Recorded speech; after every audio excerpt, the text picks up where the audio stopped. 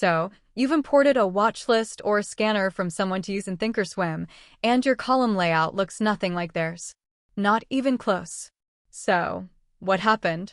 In Thinkorswim, when you import a scanner or watch list, custom columns do not come with it. You will always land on your own existing column layout or the platform default. The software gives you 19 default placeholders for custom column scripts. You can expand beyond these by importing additional columns using share links. Then you can change the code in the formula editor if needed to use it for your new coded column, but you cannot delete them. Once a slot is used, the only way to free it up is to replace the code with something generic, like simple moving average.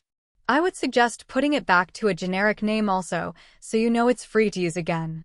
Here's another thing you need to know about these original slots, and this is extremely important. Only the original 19 slots can be used in option chain columns. So, be intentional about what goes in these slots. Anything you import beyond the original 19 can't be used in the option chain columns. Now let's talk about sharing. Custom columns have their own share mechanism that is completely separate from how you share a standard watch list, chart, or grid. To share a custom column, click the gear icon or right-click a column header like you want to customize the layout. The column needs to be added in the layout. This is the only way to access the scroll icon to open the custom quote formula editor. In the top right corner of the editor, you will see a share button.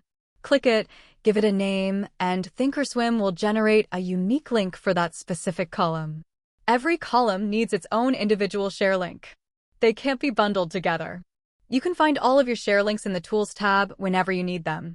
If this video helped you, support me by hitting the like button and don't forget to subscribe. Thanks for watching. See you in the next one.